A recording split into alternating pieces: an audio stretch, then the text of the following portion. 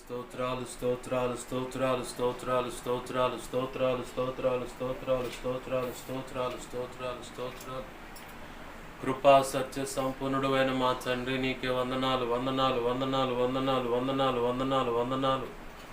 మా మంచి కాపరి నీకు కృతజ్ఞతాస్తుతులు కృతజ్ఞతాస్తుతులు కృతజ్ఞతాస్తుతులు కృతజ్ఞతాస్తుతులు కృతజ్ఞతాస్తుతులు. యేసయ్యా నీకే స్తోత్రం స్తోత్రం స్తోత్రం స్తోత్రం స్తోత్రం స్తోత్రం స్తోత్రం స్తోత్రం స్తోత్రం స్తోత్రం స్తోత్రం స్తోత్రం. నీవే కదా నా ఆరాధన, నీవే కదా నా ఆరాధన, ఆరాధన స్తుతి ఆరాధన, ఆరాధన స్తుతి ఆరాధన.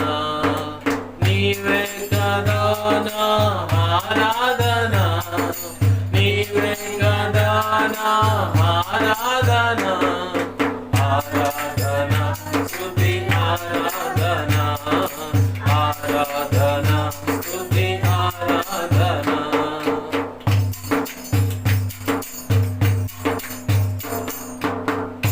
యోధా స్తుతి గోత్రపు సింహమా, యేసయ్యా నా ఆత్మీయ ప్రగతిని స్వాధీనమా. నీవే కదా నా ఆరాధన, నీవే కదా నా ఆరాధన, ఆరాధన స్తుతి ఆరాధన, ఆరాధన స్తుతి ఆరాధన.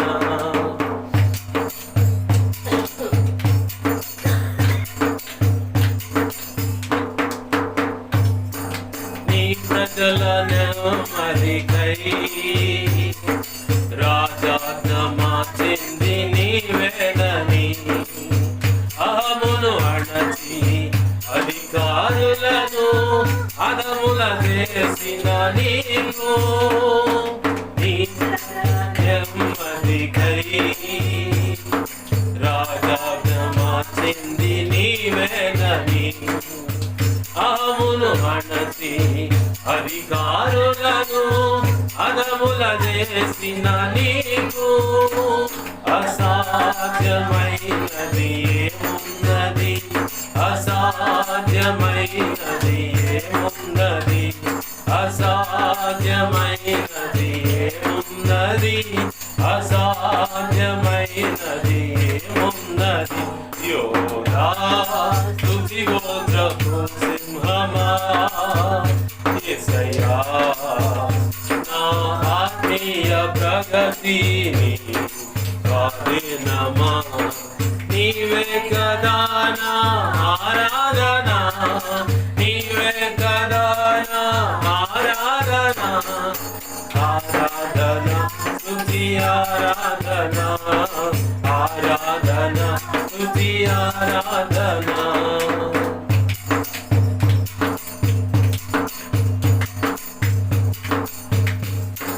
నీ నీతి కిరణాలకై నా దిక్కు దిశలన్నీ నీవేనని, అనతి కాలాన ప్రథమా ఫలముగా పక్వపరచిన నీకు, నీ నీతి కిరణాలకై దిశలన్నీ నీవేనని, అనతి కాలాన ప్రథమా ఫలముగా పద్మపరచిన నీకు, అసాధ్యమైనది ఏమున్నది, అసాధ్యమైనది ఏమున్నది, అసాధ్యమైనది ఏమున్నది, అసాధ్యమైనది ఏమున్నది. యోధా స్తుతి గోత్రపు సింహమా, యేసయ్యా నా ఆత్మీయ ప్రగతిని స్వాధీనమా. నీవే కదా నా ఆరాధన, నీవే కదా నా ఆరాధన, ఆరాధన స్తుతి ఆరాధన, ఆరాధన స్తుతి ఆరాధన.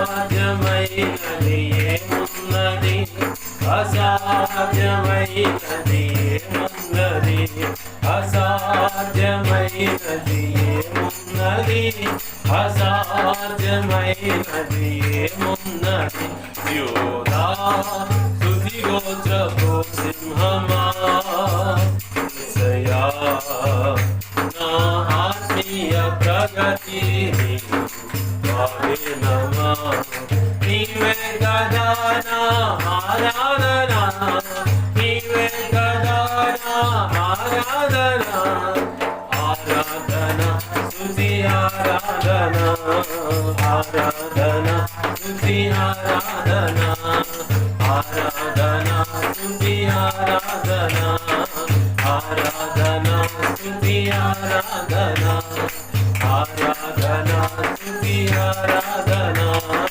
ఆరాధన స్తుతి ఆరాధన ఆరాధన స్తుతి ఆరాధన ఆరాధన స్తుతి ఆరాధన ఆరాధన స్తుతి ఆరాధన ఆరాధన స్తుతి ఆరాధన ఆరాధన స్తుతి ఆరాధన ఆరాధన స్తుతి ఆరాధన ఆరాధన స్తుతి ఆరాధన ఆరాధన స్తుతి ఆరాధన ఆరాధన స్తుతి ఆరాధన ఆరాధన స్తుతి ఆరాధన ఆరాధన Ikandala kashakara vandala kashakari bobo Ikandala kashakara kashakari bobo Ikandala kashakara vandala kashakara bobo Ikandala kashakara vandala kashakara bobo Ikandala kashakara vandala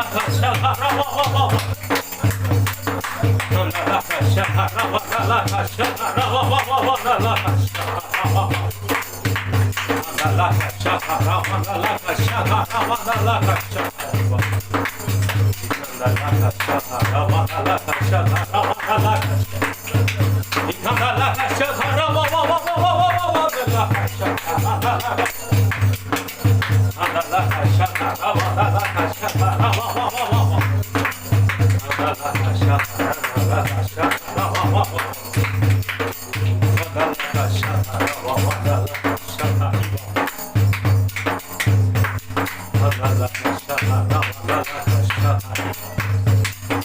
నీవే కదా నా ఆరాధన నీవే కదా నా ఆరాధన ఆరాధన స్తుతి ఆరాధన ఆరాధన స్తుతి ఆరాధన ఆరాధన స్తుతి ఆరాధన ఆరాధన స్తుతి ఆరాధన ఆరాధన స్తుతి ఆరాధన ఆరాధన స్తుతి ఆరాధన ఆరాధన స్తుతి ఆరాధన ఆరాధన స్తుతి ఆరాధన ఆరాధన స్తుతి ఆరాధన ఆరాధన స్తుతి ఆరాధన ఆరాధన స్తుతి ఆరాధన ఆరాధన స్తుతి ఆరాధన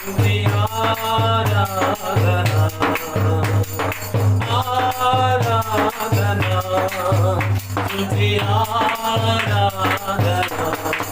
ఆరాధన స్తుతి ఆరాధన ఆరాధన స్తుతి ఆరాధన ఆరాధన స్తుతి ఆరాధన ఆరాధన స్తుతి ఆరాధన ఆరాధన స్తుతి ఆరాధన Ikandala kashakara bobo Ikandala kashakara bobo Ikandala kashakari bobo Ikandala kashakara bobo Ikandala kashakari bobo Ikandala kashakara bobo Ikandala kashakari bobo Ikandala kashakara bobo Ikandala kashakari bobo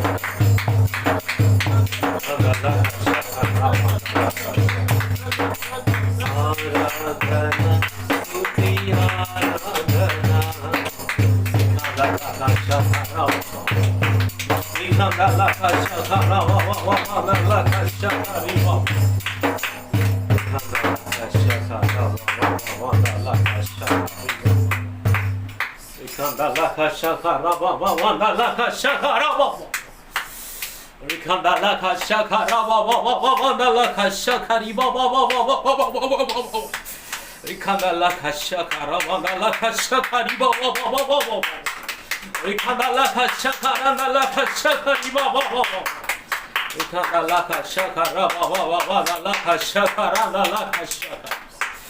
బలమైన పరిశుద్ధాత్మ, బలమైన పరిశుద్ధాత్మ అగ్ని, పరిశుద్ధాత్మలోను అగ్నిలోను ప్రతి ఒక్కరు బాప్తిస్మ అనుభవంలోకి వస్తున్నారు. ప్రతి ఒక్కరు వచ్చారు ఇప్పుడు.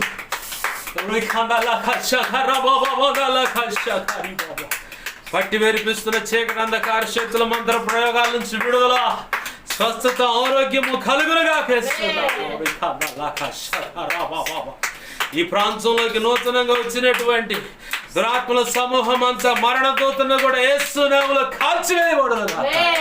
దేవా కాల్చివేసినందుకు, లయపరిచినందుకు, ఎవరి మీద కూడా అది దేవా ప్రయోగించారో అవి తిరిగి దిగొచ్చండి వారికి ప్రయోగింప చేయించిన వారి కుటుంబాలకే పట్టి వేరిపించేలాగా, వారికే తగిలేలాగా, వారు ఊహించినంత కీడు వారు అనుభవించేలాగా వాటిని రివర్స్ చేసినందుకు నీకు స్తోత్రాలు, స్తోత్రాలు, స్తోత్రాలు, స్తోత్రాలు, స్తోత్రాలు తండ్రి. నీ ప్రజల నెమ్మది కొరకు నీవు దిగి వచ్చిన మా దేవ, త్రియేక దేవుడుగా మాతో ఉన్న తండ్రి, దహించు అగ్నిగా, యెహోవా సేనాధిపతిగా, ఇదిగో తండ్రి పరాక్రమశాలి భయంకరమైన మహాదేవుడుగా మాతో ఉన్నందుకు, మా కన్న తండ్రిగా మాతో ఉన్నందుకు నీకు కృతజ్ఞతాస్తుతులు, కృతజ్ఞతాస్తుతులు, కృతజ్ఞతాస్తుతులు.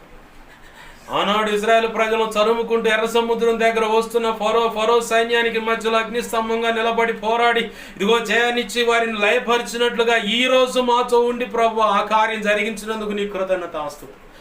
మా ఎడలో ఇదిగో తండ్రి వ్యతిరేక బుద్ధి కలిగిన వారి విషయంలో, ఇదిగో తండ్రి రహస్యంగా ఇదిగో కనబడకుండా దాడి చేసేలా ప్రయోగించిన వాటి విషయంలో, ప్రయోగిస్తున్న వారి విషయంలో, వాటికి డబ్బులు ఇచ్చి చేయిస్తున్న వారి విషయంలో, ఆనాడు ఫరో సైన్యానికి పట్టిన గతి ఈరోజు వీరికి కూడా పట్టేలా చేసినందుకు నీకు కృతజ్ఞతాస్తుతులు. అది మేము కనులారా చూడబోతున్నాం, చూస్తున్నాం, నిన్ను మహిమపరుస్తున్నాం. అందుని బట్టి ముందుగా నీకు కృతజ్ఞతాస్తుతి, ఘనత, మహిమ, ప్రభావాలు చెల్లిస్తున్నాం. నీకు మహిమ, నీకు ఘనత, నీకు ప్రభావాలు ఆరోపిస్తున్నాం ప్రభు. దేవా బలముగా మా మధ్యలోకి దిగి వచ్చినందుకు కృతజ్ఞతాస్తుతి. నీ బలమైన ఘనమైన కార్యాలు జరిగించినందుకు కృతజ్ఞతాస్తుతి. ఈ సమాజాన్ని, ప్రజలను, సమస్తాన్ని స్వాధీనం తీసుకున్నందుకు, నీ భయము ప్రజలను ఆవరించేలా చేసినందుకు కృతజ్ఞతాస్తుతి. అలాగూ ఈ పట్టణము దేవ ఉండునుగాక, అలాగే ఈ జిల్లా ఉండునుగాక, ఈ రాష్ట్రం ఉండునుగాక, ఈ దేశం ఉండునుగాక, ప్రపంచ దేశాలు ప్రజలు ఉండునుగాక.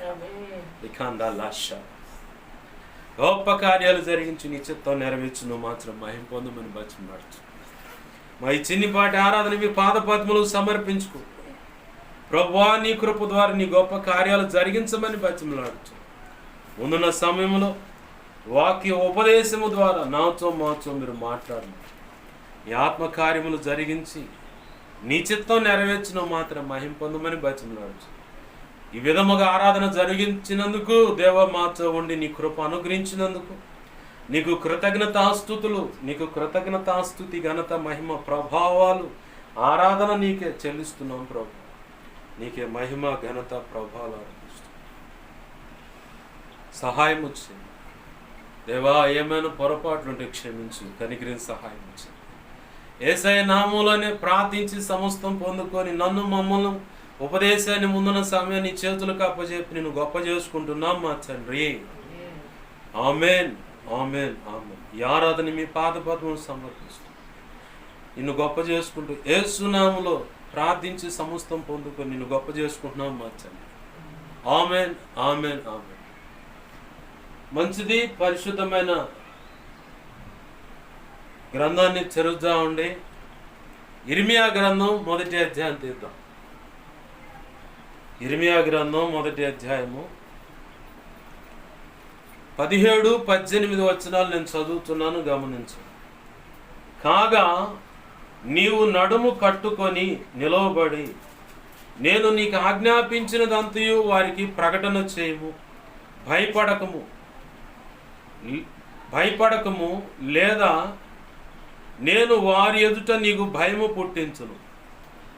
యోధా రాజుల యొద్దకు గాని, ప్రధానుల యొద్దకు గాని, యాజకుల యొద్దకు గాని, దేశ నివాసుల యొద్దకు గాని, ఈ దేశమంతటిలో నీవు ఎక్కడికి పోయినను ప్రాకారము గల పట్టణముగాను, ఇనుప స్తంభముగాను, ఇత్తడి గోడలుగాను నీ ఉండునట్లు ఈ దినమున నిన్ను నియమించి ఉన్నాను. ఆమేన్. చిన్న మాట ప్రార్థన చేసుకుందాం. ప్రేమగల మా కన్న తండ్రి యేసయ్య, నీకే వందనాలు, కృతజ్ఞతాస్తుతులు మా ప్రభువా. మీరు ఇచ్చిన లేఖన భాగాన్ని బట్టి నీ కృతజ్ఞతాస్తుతులు తండ్రి. కనికరించండి నీ కృప ద్వారా అయా ఈ లేఖనమును విరచి, ఈ లేఖనము చాటున మీరు నిర్ణయించినటువంటి నీ మనసులో ఉద్దేశించుకున్న శ్రేష్టమైన ఉపదేశాన్ని బయటికి తెచ్చి మీ పక్షం వహించిన మీ దాసుని నోట ఉంచి ఆ మాటలు మీ దాసుని మీ సిలువు చాటును మరుగుపరిచి మీ దాసుని ముఖాంతరంలోంచి మీరు కనబడుతూ మీరే నాతో మాతో సూటిగా తేటగా స్పష్టంగా మీరు మాట్లాడి మీ దాసుని నోటిని మీ నోటి బోరగా చేసి బలమైన వాక్శక్తినిచ్చి నాతో మాతో మీరు మాట్లాడండి. నీ ఉపదేశాన్ని అటగించాలని ప్రయత్నం చేస్తున్నది దుష్టుడు, వాడి దోతలు, చీకటి అంధకార శక్తులు, ఇంకేమున్నా యేసు నామములో నీ మహాపునరుద్ధాన శక్తి ద్వారా వాటిని బంధిస్తున్నావు, నిత్య నరకంలోకి విసిరి కొడుతున్నావు. అక్కడే ఇప్పుడే వాటి ప్రభావం వేస్తున్నావు, లయమైపోవునుగా. నా చుట్టూరు మా చుట్టూరు ఇప్పుడు ఈ మాటలు వింటున్న బిడల చుట్టూరు నీ చిత్త ప్రకారం మా అందరి చుట్టూ నీ సిలువ రక్తపు కంచె, రక్షణ కంచె, అగ్ని కంచెను వేసి నీ చేతి నీడలో మనం దాచిపెట్టి నీ దేవదూతల అగ్ని వంటి రథముల సైన్య సమూహం చుట్టూ కావలిగా ఉంచి అయ్యా నీ కనుదృష్టి ముఖాన్ని తేజోమాన వెలుగు సన్నిధి కాంతి మాపై ప్రకాశింపచేసి సర్వోన్నతుని శక్తి నన్ను మమ్మల్ని కమ్మెలా చేసి నీవే అగ్ని ప్రాకారమైన నా చుట్టూ మా చుట్టూ ఉండి ప్రభువా మా అందరితో మీరు మాట్లాడండి. బలమైన సీనాయి పర్వతంగా మేమున్న స్థలాన్ని చేసి స్తుతి సింహాసనాసుడు అయిన ఉండి నీలోంచి ప్రభావం నలుదికులకు వేస్తున్నాము ప్రభులుగా చేయండి ప్రభు. అయ్యా ఇదిగో పసిబిడల యొక్క అల్లరి సమస్తాన్ని ఇదే పెద్దల అల్లరి కూడా ఇహేతర క్రియలున్న వేస్తున్నాను నీ మహాపునరుద్ధాన శక్తి ద్వారా బంధిస్తున్నాను, సమాధానాన్ని రిలీజ్ చేస్తున్నాను ప్రభా. నీ భయము ఈ ప్రజలను ప్రాంతాన్ని ఆవరించి ఉండునుగాక. గొప్ప కార్యాలు జరిగించమని బతిమలాడుతున్నాం మా ప్రభువా. నీ పక్షం వహించిన నేను బలహీన, ఎంత బలహీన నీకు బాగా తెలుసు. నా సమస్త విధేయతలు, అతిక్రమ దోషాలు, పాప దోషాలు, ఆజ్ఞాతిక్రమాలు ఏమన్నా ఒప్పుకుంటాను క్షమించు. నీ సిలువ రక్తంతో నన్ను కడుగు ప్రభు, పవిత్రపరచు. శుద్ధ జలంతో కడిగి పవిత్రపరచు. పరిశుద్ధాత్మ అగ్నిలో నన్ను పుటమే శుద్ధ సువర్ణంగా మార్చు. పరలో శుద్ధ సువర్ణ చైలు నా నెత్తిమి ఇంకనూ గొప్పగా ఉంచు ప్రభు. అయ్యా నీ పరిశుద్ధాత్మ అభిషేకంతో నన్ను దేవా, పరిశుద్ధాత్మ అగ్నిలో నన్ను పుటమే శుద్ధ సువర్ణంగా మార్చి నీ పరలో శుద్ధ సువర్ణ చైలు నా నెత్తిమి ఇంకనూ గొప్పగా ఉంచి నీవే నాతో మాతో మాట్లాడమని బతిమలాడుతున్నాం ప్రభు. అయ్యా నీ పక్షం వహించిన దిగోచని నాతో దేవా నీవు మాట్లాడు, నాతో మాట్లాడు, అందరితో మాట్లాడు ప్రభు. నీ ఆత్మ కార్యములు జరిగించు ప్రభు, నీ చిత్తం నెరవేర్చు ప్రభు, నీ సంకల్పం నెరవేర్చు ప్రభు. నీకు స్తోత్రాలు. అయ్యా నీ పక్షం వహించిన నన్ను దేవా నన్ను జ్ఞాపకం చేసుకోండి. మత్తయి 10వ అధ్యాయం 1 వచనం 7, 8, 20 వచనం ప్రకారం, యెషయా 57, 16 ప్రకారం, అపోస్తలుల కార్యం 4వ అధ్యాయం 27 నుంచి 37 వచనం ప్రకారం నీ కృప నాకు దయచేయి. మా అందరితో మీరు మాట్లాడిన అయ్యా ఇర్మియా 1వ అధ్యాయం 9, 10, 18, 19 నీ కృప నాకు దయచేయి. యెహెజ్కేలు గ్రంథం 2వ అధ్యాయం 1, 2 వచనం ప్రకారం నన్ను మమ్మల్ని చక్కగా నీ ఆత్మతో నింపి నిలబెట్టి మా అందరితో ముచ్చటించమని బతిమలాడుచు, నీ కార్యములు జరిగించమని బతిమలాడుచు. యేసయ్య ఉన్నతనంత శక్తిగల నామమును అడిగి వేడుకొని ప్రార్థించి సమస్తం పొందుకొని పరిశుద్ధమైన నీవు ఇచ్చిన లేఖనాన్ని బట్టి కృతజ్ఞతాస్తుతులు చెల్లిస్తూ ఉపదేశాన్ని నన్ను మమ్మల్ని చేతులకు అప్పచెప్పుకుంటూ యేసయ్య నామములోనే ప్రార్థించి సమస్తం పొందుకొని నేను గొప్ప చేసుకుంటున్నాం మా తండ్రి. Amen, amen, amen. మంచిది. సమకూడిన మీ అందరికీ ప్రభు అయిన యేసుక్రీస్తు వారి పేరిట నా హృదయపూర్వకమైన వందనాలు. నా ఈ మాటలు వింటున్న వారికి కూడా, ఇక ముందు వినబోతున్న వారికి కూడా నా హృదయపూర్వకమైన వందనాలు, దైవాశీస్సులు చెప్తా ఉన్నాను. ప్రభు యొక్క మహా ఉచిత కృప మనందరికీ తోడై నడిపించును గాక. ఆమేన్. మనందరితో కూడా స్పష్టంగా పరిశుద్ధాత్మ దేవుడు మాట్లాడును గాక. ఆయన కార్యాలు మన హృదయంలో, జీవితాల్లో, కుటుంబాల్లో, బిడల జీవితాలు, దాంపత్య జీవితంలో, సేవలు, అన్ని విషయాల్లో జరుగునుగాక. ఆమేన్.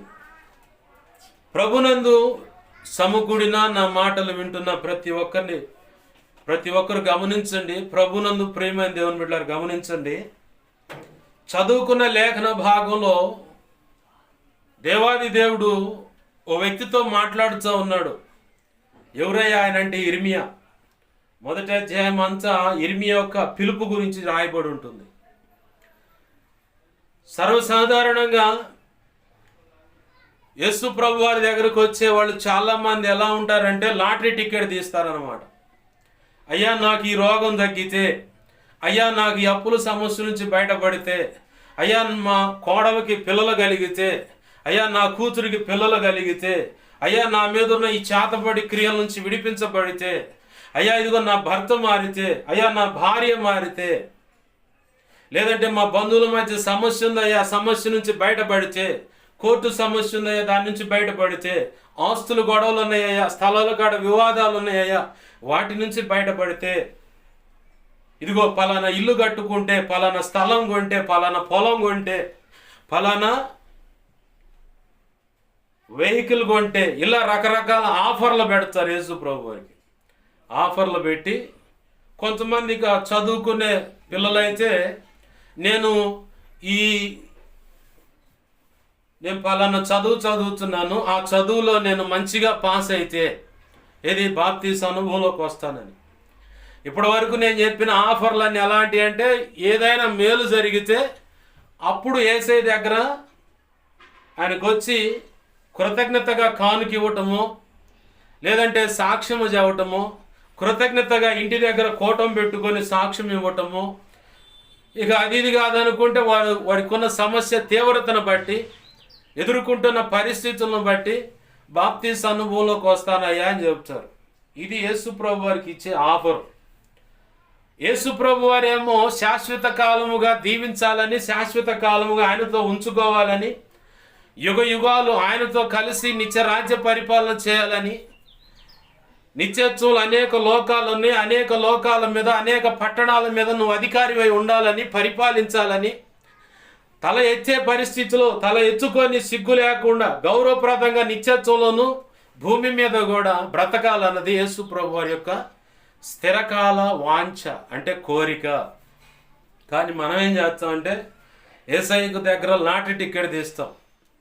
ఒకళ్ళు అంటారు కులపోళ్ళు, అయినా యేసు ప్రభు వారి దగ్గర పోయినా ఏదో మేలు జరిగితే కానుక ఇచ్చి దులుపుకొని పక్కకు రావాలా. మాంసం తిన్నా అని చెప్పని ఎముకలు దండగా కట్టుకొని మెడలేసుకొని తిరగవరా, ఎట్టుండాలి అట్టుండాలని సాకులు చెప్తూ ఉంటారు, సలహాలు ఇస్తూ ఉంటారు. దానివల్ల తుచ్చమైన కోరికలను బట్టి తుచ్చమైన ఆశీర్వాదాలు పొంది అంతటితోనే సర్దుకుంటావు తప్ప పరలోకంలో మాత్రం పొరపాటును కూడా రావు. మరి ఎలా రాగలను పరలోకానికంటే పరిశుద్ధమైన ఆయన శిలువ రక్తంలో, అంటే నీట ముంచు బాప్తీసు అనుభవంలోకి అడుగుపెట్టి సంఘ క్రమంలో చేర్చబడి సంఘ క్రమాలకు క్రమం తప్పకుండా హాజరవుతూ పరిశుద్ధమైన శరీర రక్తాలు తీసుకుంటూ సత్యంలో ప్రతిష్ఠింపబడి సర్వసంపూర్ణ సత్యం అనే హితబోధ అందుకుంటూ అంతరంగంలో క్రీస్తు స్వారూప్యం నిర్మించబడినట్లుగా ప్రార్థన విజ్ఞాపన చేస్తూ వాక్యము చదువుకుంటూ సాక్ష్యాన్ని కాపాడుకుంటూ దేవుని ఎదుటను సంఘం ఎదుటను నమ్మకంగా బ్రతుకుతున్నప్పుడు అప్పుడు మాత్రమే పరలోకానికి నువ్వు చేర్చబడతావు. ఎక్కడ గాడి తప్పినా దేవుని చేతిలో వేర కోటింగ్ ఉంటుంది అన్నమాట. అది ఎవరికైనా సరే, ప్రకటింపబడుతున్న దైవజనుడికైనా, కూర్చొని వింటున్న నా మాటలు వింటున్న ఎవరికైనా సరే, ఎక్కడైనా దారి తప్పినా సరే ఖచ్చితంగా దరువు ఉంటుంది. నీ కడుపును పుట్టిన కూతురు పొరపాటు చేస్తేనే దుమ్ముగా రోకల బండ పప్పు గుచ్చి మంచి సైజు కర్రలు తీసుకొని మరి కొడతాం. ఎందుకని? సావాలనే, బుద్ధి రావాలనే.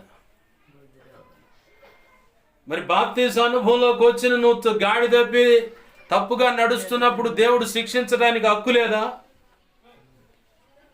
కడుపును కన్న తల్లికి కన్న తండ్రి కంటే ఎక్కువగా హక్కు ఉంది ఆయనకి. ఎందుకంటే జన్మచ కర్మచ అనే పాపాల నుంచి నిన్ను విడిపించాడు ఆయన. ఆమెన్, హల్లెలూయా. నువ్వు పొందాల్సిన శ్రమ, ఆ ఆవేదన, నువ్వు పొందాల్సినటువంటి ఆ మరణం శిలువ మ్రాను మీదకెక్కి ఆయన అనుభవించాడు, ఆయన మరణించాడు. అంత మాత్రమే కాదు, నన్ను విశ్వసించినప్పుడు, నా రక్తంలో కడగబడినప్పుడు ఇదిగో ఇలాగ పునరుద్ధానుడై తిరిగి లెగుస్తారని చెప్పని ఆయన పునరుద్ధానుడై లేచాడు సజీవుడుగా. ఆమేన్, హల్లెలూయా. అందుకే తెస్సలోనికీ పత్రిక సాక్ష్యం ఇస్తుంది, నిరీక్షణ లేని ఇతరుల వలె మీరు దుఃఖించమాకండి. నిరీక్షణ లేని ఇతరుల వలె మీరు దుఃఖించొద్దు. ఎందుకయ్యా అంటే ఒకరోజు ఖచ్చితంగా వారు తీర్పు అంటున్న ప్రభు రాకడలో ఆయన మధ్యాకాశానికి వస్తాడు, సమాధులు తెరవబడతాయి. ప్రభునందు క్రీస్తు రక్తంలో కడగబడి రక్షించబడి ప్రభునందు నిద్రించిన వారు ఖచ్చితంగా ఆ సమాధులు తెరవబడటం ఎత్తబడతారు. రక్తంలో కడగబడని వారు కూడా ఎత్తబడతారు. అయితే తీర్పులో నిలబడ్డప్పుడు రక్షణ పొందుంటేనేమో తీర్పు ఎదుర్కొని అక్కడ కొన్ని ప్రశ్నలు వేస్తాడు ఆయన. ఆ ప్రశ్నలకు నువ్వు నేను మనమంతా సమాధానం చెప్పాలా. ఈడ దొంగ సాకులు చెప్పుకొని ఏయో రకరకాలు ఎత్తుక్కొని ఈ లోకంలో వ్యక్తులను, భర్తనైనా భార్యనైనా తల్లినైనా తండ్రినైనా పిల్లలనైనా ఏ కోణంలో ఏ రీతిగా మోసపరచవచ్చు. కానీ అక్కడ ఏదైనా బొంకాలని అంటే అబద్ధం చెప్పాలని ప్రయత్నం చేస్తే పెద్ద డిస్ప్లే ఉంటుంది. ఆ స్క్రీన్ మీద మన జాతకం మొత్తం చూపిస్తాడు ఆయన. అప్పుడు కోటాది కోట్ల పరిశుద్ధుల ఎదుట సిగ్గుపోద్ది. అందుకే ముందుగానే ఆయన అడగంగా ఉన్నదన్నట్టు ప్రతి మనుష్యుడు తన వంతులో తాను నిలిచి లెక్క ఒప్ప చెప్పవలసి ఉన్నదని మనం ఎరిగి ఉండి ఈ శరీరంతో మంచైనా చెడైనా ఏది చేసినా ఖచ్చితంగా తీర్పు దినం ముందు లెక్క చెప్పాలి. గ్రహింపు కలిగి బ్రతకండి అన్నాడు పరిశుద్ధుడైన పౌలు గారు. చాలా జాగ్రత్తగా ఉండాల. నిరీక్షణ లేని ఇతరుల వల్ల మీరు దుఃఖించొద్దు. ఒక రోజు ఉంది, ఆ రోజు ఒకవేళ నీ స్వజనులను నీ వాళ్ళని ఎవరినైనా కోల్పోతే ఖచ్చితంగా పరలోకంలో నీ వాళ్ళని నువ్వు చూస్తావు, వాళ్ళతో మాట్లాడుతావు, సంతోషంగా ఉంటావు. కానీ నీ తల్లి అని, నీ తండ్రి అని, నీ భర్త అని, నీ భార్య అని, నీ పిల్లలని ఆ గ్రహింపు ఉంటుంది. కానీ వాళ్ళకి నిర్ణయింపబడిన హోదాలను బట్టి ఎవరికి వాళ్ళు విడివిడిగా ఉంటూ దేవుని సన్నిధిలో యేసయ్య ఎదుట, ఆ సింహాసనం ఎదుట కూర్చొని ఆరాధిస్తూ సంతోషిస్తూ ఉంటారు. ఆమేన్, హల్లెలూయా. దిగులు పడాల్సిన పని లేదు. రక్షణ పొందకపోతే దిగులు పడు, ఏడు కూర్చొనిగా. అయ్యో ఒకడు నశించిపోయాడు, అయ్యో ఒక ఆమె నశించిపోయింది, నిత్య నరకానికి వెళ్ళిపోయారు, ఉన్నవాళ్ళైనా రక్షించబడాలని చెప్పని కన్నీరు విడిచి ఏడు. నీ స్వజనులు ఎంతో మంది రక్షణ లేక అట్లానే అనేక రకాల బలహీనతల చేత తాగుడని, గుటకాలని, ఖైని అని రకరకాల వ్యసనాల చేత వెరిపించబడి అనారోగ్య పాలై చచ్చిన వారు ఉన్నారు. వారు నిత్య నరకానికే వెళ్తారు తప్ప పరలోకానికి పోవడానికి అవకాశాలు లేవు. కారణం క్రీస్తు రక్తంలో కడగబడితేనే. ఇది పరిశుద్ధ గ్రంథం కారాఖండిగా తేల్చి చెప్పిన మాట, నా మాటలు కాదు ఇవి. బాప్తీసు అనుభవంలో ఉంటేనే, ఎవని పేరైతే జీవ గ్రంథం మందు రాసి ఉంటుందో వాడు పరలోకంలో ఉంటాడు. బుద్ధిహీనంగా జీవ గ్రంథంలో రాయబడిన మా పేరును బట్టి ఇక్కడ బుద్ధిహీనంగా బ్రతికినా కానీ తన సొంత రక్షణను కోల్పోయే అవకాశం ఉంది. ఆ వ్యక్తి కూడా నిత్య నరకానికి వెళతాడు. కన్ఫర్మ్ అది. కావాలంటే ఒక అగ్రిమెంట్ తెచ్చుకోండి, సంతకం కూడా చేస్తాం, మిగతా మ్యాటర్ మీరు రాసుకోవచ్చు. అంత గ్యారెంటీ. రక్షణ పొంది ఆ రక్షణ నిర్లక్ష్యంగా చేసుకొని బ్రతికినట్లయితే పోగొట్టుకుంటారు. రక్షణ పోగొట్టుకునే అవకాశం ఉంది. జీవ గ్రంథంలో ఎవరి పేర్లు రాయలేదో వాళ్ళు మాత్రం ఖచ్చితంగా నరకానికి వెళ్తారని ప్రకటన గ్రంథం సాక్ష్యం ఇస్తూ ఉంది. ఇంకా ఈ ప్రకటన గ్రంథం 21:8 అయితే ముందు పిరికి వాళ్ళు వెళ్తారట నరకానికి. వ్యభిచారులు, మాంత్రికులు, జారత్వం చేసేవాళ్ళు, విగ్రహారాధన చేసేవాళ్ళు, అబద్ధికులు నిత్య నరకానికి వెళ్ళేవాళ్ళు. వీళ్ళంతా ఈ లక్షణాలన్నీ సైతాను గాడి, అవి బట్టి చాలామందిని వెరిపిస్తూ ఉంటుంది అన్నమాట. వాడి పని అంతా ఏంటంటే నిన్ను నిత్య నరకానికి లాక్కొని పోవటమే. ఎలాగైనా నిన్ను నిత్య నరకానికి తీసుకెళ్ళాల. కుల కట్టళ్ళు పెడతాడు వాడు అడ్డంగా. తల్లినో తండ్రినో కొడుకునో కూతురునో కోడలనో అల్లున్నో ఎవరినో ఒకటి అడ్డు పెడతాడు. ఆ మార్గాన్ని పోతానంటావేంది, మేమంత ఎట్టుంటే అని చెప్పారు.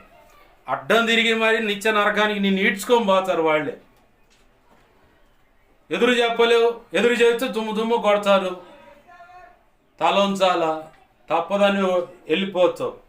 ఈరోజు ఇక్కడ నువ్వు వాళ్ళ ఇళ్ళని బట్టి ఒకవేళ భయపడి పరలోకాన్ని పోగొట్టుకుంటే రేపటి దినాన నిత్య నరకంలో మాత్రం నిత్యం భయపడతాయా, ఏగుతూ ఉండాలి. ఏదైనా పొరపాటు జరిగిన దాన్ని బట్టి బాగా గుర్తుపెట్టుకోవాలి. చిన్న పొరపాటున్నా కానీ పరలోక ద్వారం తెరవబడదని ముంగుమూరు దేవదాసయ్య గారు చెప్పాడు. ఇసుక రేణువంత పాపం ఉంటే నీకు పరలోక ద్వారం తెరవబడదు అన్నాడు. అది ఎలా పాష్ గారు అంటే ఈజీ, చిన్న మాట. బుద్ధిగల కన్యకలు ఎంతమంది?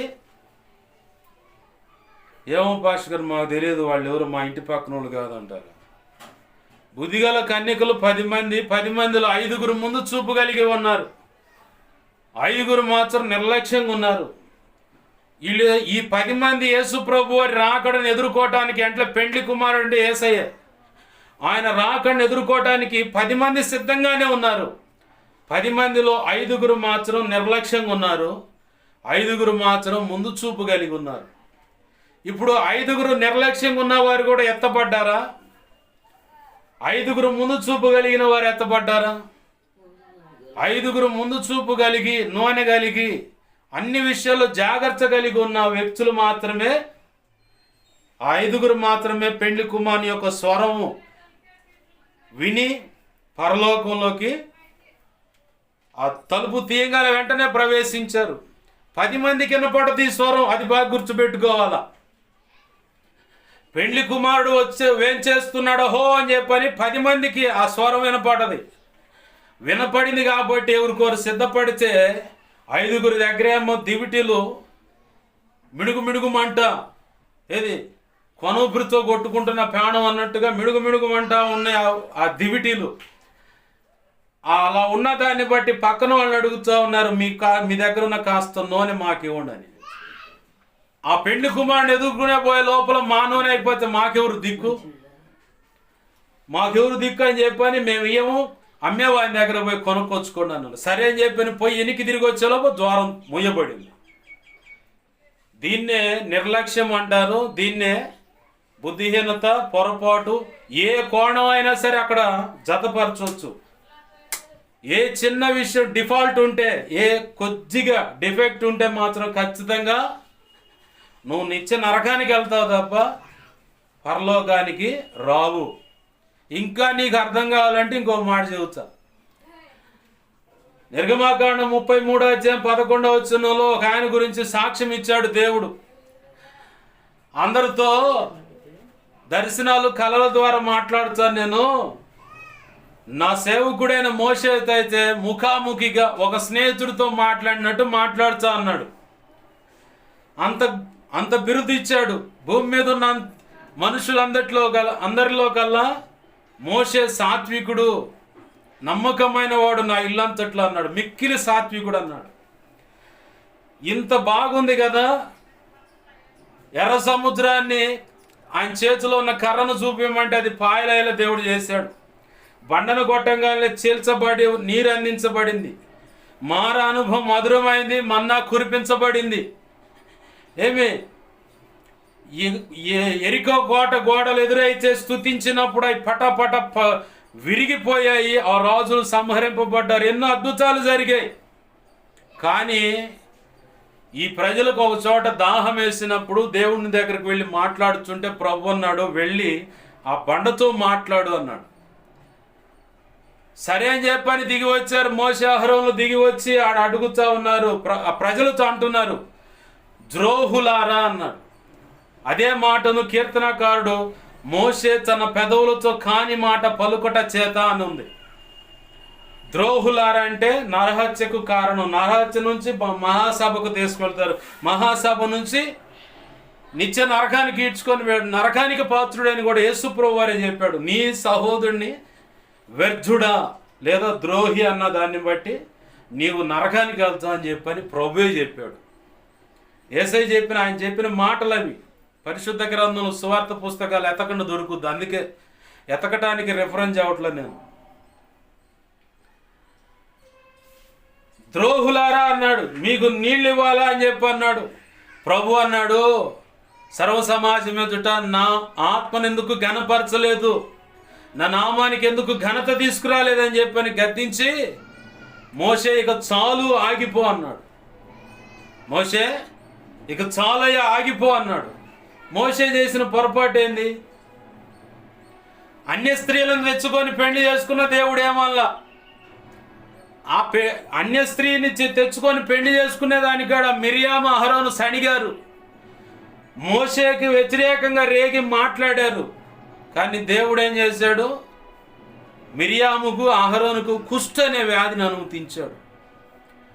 మోషే బతిమలాడాల్సి వచ్చింది, ప్రభువా క్షమించు వాళ్ళని అని చెప్పని.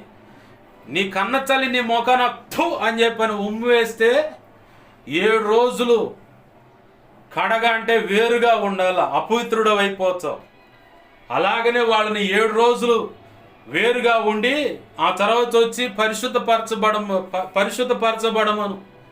ప్రాయశ్చిత్త బలులు అర్పించమను, నేను అప్పుడు అంగీకరిస్తానన్నాడు. అంటే 7 రోజులు శిక్ష అనేది మాత్రం ఖచ్చితంగా అహరోను మిరియాములకు ఇచ్చాడు దేవుడు.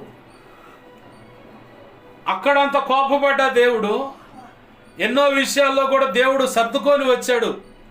మోషే చేతుల్లో మొట్టమొదటిగా ఉన్న రాళ్ళు ఏంటి? అయ్యి ఏ రాళ్ళు అంటారు? అయ్యి 10 ఆజ్ఞల పలకలు. ఆ 10 ఆజ్ఞల పలకలు మొట్టమొదటిగా యేసయ్య చేసి ఆయన చేతితో వ్రాసి ఇచ్చాడు మోషేకి. ఇజ్రాయేలు ప్రజలు తేడా పడ్డారయ్యా, పో వాళ్ళతో మాట్లాడన్నప్పుడు వాళ్ళు చేస్తున్న వికృత చేష్టలను బట్టి తన చేతిలో ఉన్న 2 పలకలను నేలకేసి కొట్టాడు మోషే కోపంతో. ఒక పలక పగిలిపోయింది, ఒకటి మాత్రం బాగుంది. ప్రభు అన్నాడు, నీ చేతిలో ఉన్న దాని పోలికగా ఇంకోటి చేసుకొని నా దగ్గరికి రా మళ్ళీ అన్నాడు. అప్పుడు కూడా కోప్పడలా.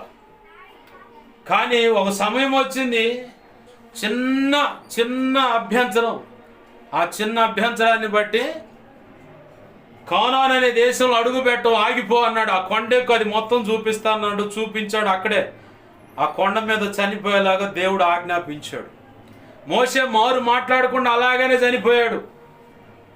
మనం బాగా గుర్తుపెట్టుకోవాలి, మన సొంత రక్షణ కోల్పోయేది ఎలా అంటే, ఏ చిన్న కారణాలను బట్టి మనం దేవుని ఉగ్రతను రుచి చూసి నిత్య నరకానికి వెళ్తామన్నది దేవుడు మన ముందు ఏ కరువు పెడతా ఉన్నాడు. బాగా గుర్తుపెట్టుకోవాలి. చాలా జాగ్రత్తగా మన సొంత రక్షణ కొనసాగించుకోవాలి. సబ్జెక్ట్లోకి వస్తా ఉన్నాను. ప్రభునందు ప్రియమైన దేవుని బిడ్డ గమనించండి, క్రీస్తు రక్తంలో కడగబడిన ప్రతి ఒక్కరి పట్ల దేవునికి ఒక ప్రణాళిక ఉంది. ఈ రక్తంలో కడగబడటానికి అనేక రకాల ఆఫర్లు పెడతారు. ఆఫర్లను బట్టి ఆయన సన్నిధిలోకి వచ్చి రక్షణ అనుభవంలోకి వచ్చిన తర్వాత మేలు జరగంగానే నిర్లక్ష్యంగా బ్రతకడం మొదలు పెడతారు.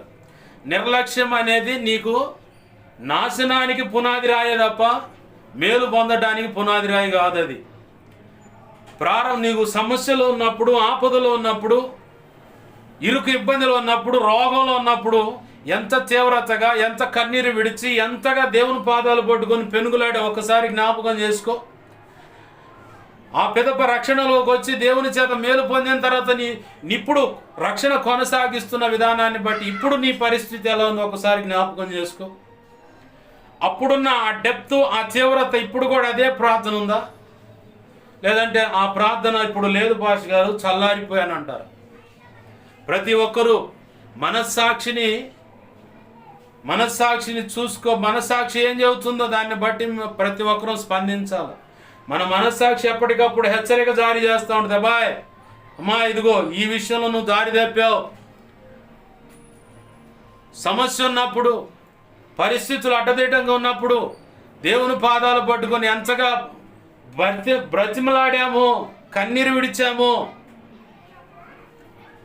దేవుణ్ణి ఎంతగా ప్రాధేయపడ్డామో ఇప్పుడు ఆ పరిస్థితి ఉందా? పొరపాటు కూడా ఉండదు. ఎందుకంటే అంత అవసరాలు తీరిపోయినాయి కాబట్టి, ఉన్న సమస్య నుంచి ఒడ్డున పడ్డాం కాబట్టి, ఆ చేద్దాంలే అవకాశం ఉన్నప్పుడు, ఆ చదువుదాంలే ఖాళీ ఉన్నప్పుడు నిర్లక్ష్యం. ఇదే నిర్లక్ష్యం యేసు ప్రభు వారు నీ ఎడల అవలంబిస్తే నువ్వు తట్టుకోగలవా?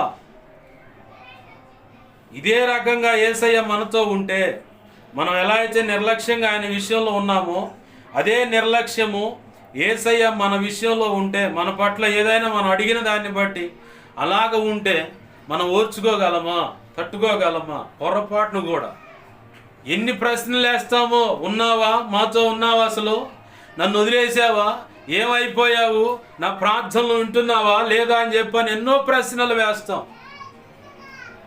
నిర్లక్ష్యంగా ఉన్న యేసు ప్రభు వారి మన పట్ల నిర్లక్ష్యంగా ఉంటే, మరి మనమైతే నిర్లక్ష్యంగా ఉండొచ్చు. ఆయన